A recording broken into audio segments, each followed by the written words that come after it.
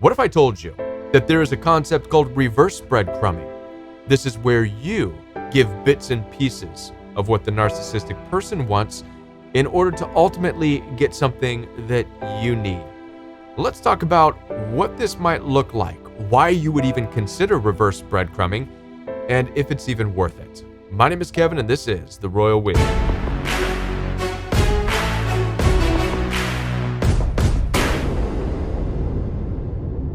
Now, before I do continue, I want to let you know that I'm here to support you. Down in the description box below this video, you'll find access for one-on-one appointments with me. I take telephone calls and video calls through Zoom, FaceTime, and WhatsApp. Also, the Rowie private membership is available for you, where you get access to daily support by me and a growing community of people from all over the world. We have a workout program for you. There's weekly fellowship and so much more. You don't want to miss out on the opportunity to join the private membership. So head on down to the description box. All you have to do is expand the description box right below this video. You'll find all the resources that you need. Now let's get into this topic of this theorized reverse breadcrumbing. So the narcissist tactic of breadcrumbing is to give you bits and pieces of what you desire and what you want. Just little bits and pieces of love and attention and affection and the good things, because you desire good things in a relationship. You desire true connection. You desire togetherness. And so from this understanding, a narcissistic person will breadcrumb you little bits and pieces of this, enough to keep you wanting more, hoping for more. So the reverse of this is you breadcrumbing the narcissist, but not with things like love and attention and affection and togetherness and unity, because that's not even what they want. At the end of the day, narcissistic people only want supply. A part of narcissistic supply is chaos. That's right, narcissistic people desire chaos in relationships. This is why they rage at you. This is why they start fights. To a narcissistic person, whether you're making love or arguing and fighting and screaming and shouting, it's the same thing to them. They don't care. All you're doing is showing them that they matter, and they get supply out of that. That makes them feel valued. That makes them feel special. It makes them feel sadly alive. So breadcrumbing a narcissistic person, what we're calling reverse breadcrumbing, is giving them bits and pieces of chaos. Why? Because that's what they desire. They desire chaos.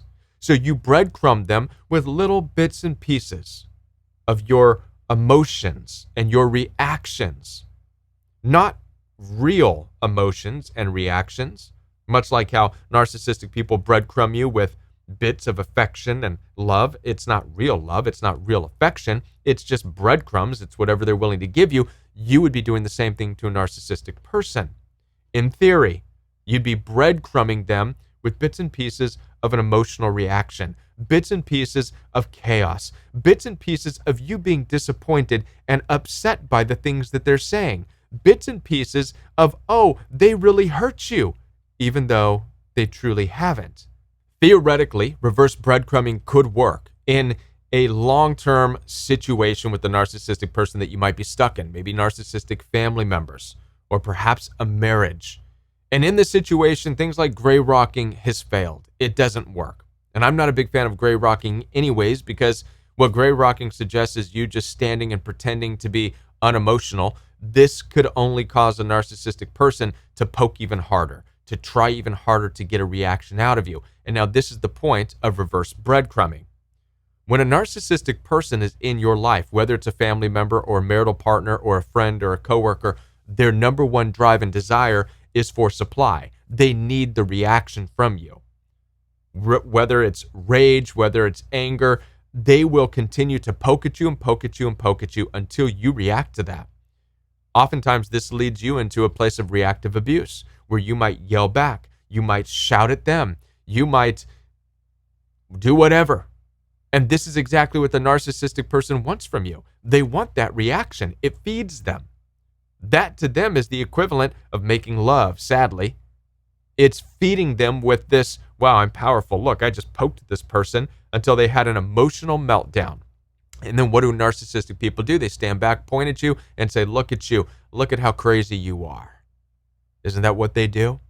Absolutely. And so the concept of reverse breadcrumbing in theory is that before you get to the point where you actually have that emotional reaction and meltdown, which oftentimes leads you to an even darker place in the relationship, and you feel worse about yourself after you have this reactive abuse, so to speak. Instead of doing that, when a narcissistic person is provoking you, whether it's your mother or your father or your husband or your wife, and they're poking at you and they're poking at you, typically you might gray rock and ignore them, but they're going to still keep poking at you. Reverse breadcrumbing would be faking and pretending to give them a little bit of an emotional response. It might look like you saying, you're really hurting me. Why are you doing this all the time? You always start conflicts with me. And it may not be from a true emotional place, but you're breadcrumbing them enough to feel as though they're getting something out of you. And all the while you're doing this, you're actually protecting your true emotions. You're not allowing yourself to actually become emotional. You're breadcrumbing them with enough chaos to get them to stop and leave you alone. Essentially, you're breadcrumbing them to get them away from you, all by providing them with just a little tiny bit, a breadcrumb of an emotional response from you. No matter how fake it is, it's an emotional response, hopefully that's going to satisfy their need for supply, their need to get a reaction from you, and they'll go away and they'll leave you alone, and they'll feel like some kind of champion in their own sick and twisted mind. They'll feel like they won, they'll feel valued, and yet you're there still maintaining your peace because it's just a breadcrumb. It's just a breadcrumb prior to you ever even getting emotional about the situation. Now, when it comes to this concept of reverse breadcrumbing, where you are breadcrumbing bits and pieces of an emotional response, a reaction to their abuse, just to get them to leave you alone, while it might work, I wouldn't take this recommendation lightly. As a matter of fact, the only place where I can see this as a possible tactic to use against narcissistic people is in a situation where you are stuck in a toxic situation for a long time. You know this narcissistic person inside and out. Perhaps it's a family member, perhaps it's your own mom, it's your own dad, it's a brother or sister who narcissistically likes to stir up strife and conflict with you. Perhaps it's your husband, perhaps it's your wife. You've been married for 25 years and you're well tuned to their cycle of abuse. You know how they use rage, you know how far they'll go, you know how they like to poke. Essentially, you know their limitations. And if their limitations is to get to such a point to where they get a reaction from you and then leave the situation feeling good, well, then I can see possibly where you can cut them off by breadcrumbing them a reaction so that they just leave you alone. Remember, the goal is to get them to just leave you alone. At the end of the day, you want these narcissistic people to go away.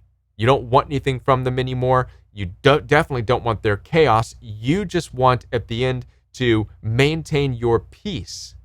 So if you're stuck in a situation with a narcissistic family member or a marital partner, and you're well in tune with their particular chaotic style, this might work. I would not recommend something like this being done in a relationship where you really don't know the person. If you're dealing with an absolute psychopath or sociopath, for example, and you start faking or breadcrumbing a reaction to their loud, arrogant, nasty comments about you, well, if you don't know them very well, they might pick up that you're faking the reaction, and it might anger them even more.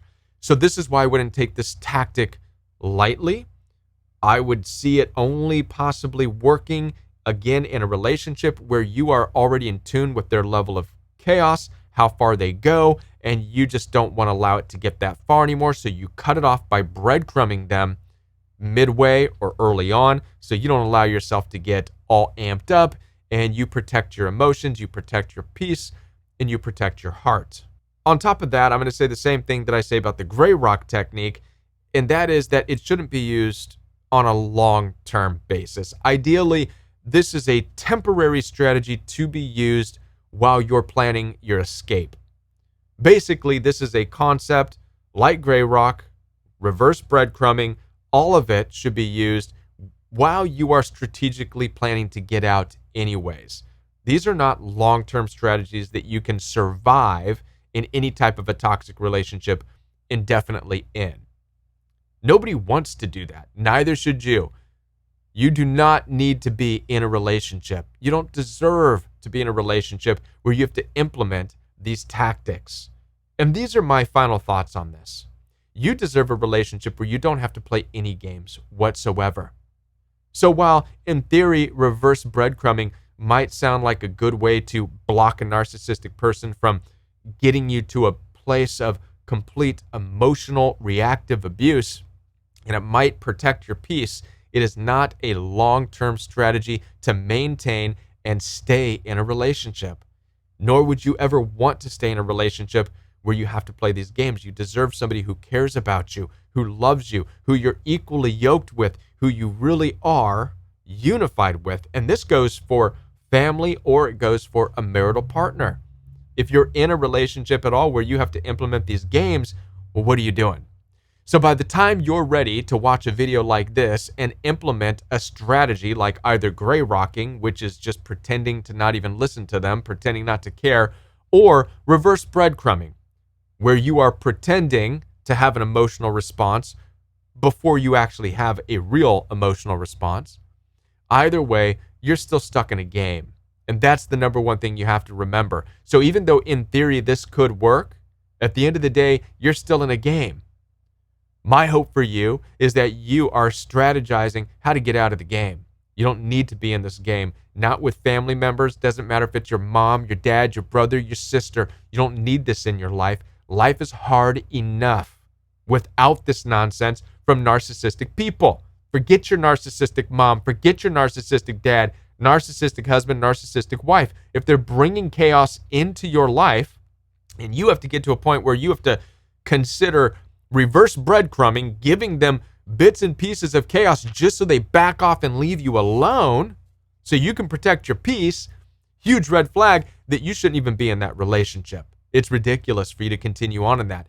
So should you consider something like reverse breadcrumbing, giving bits and pieces of an emotional reaction enough to appease a narcissistic person and get them to leave you alone?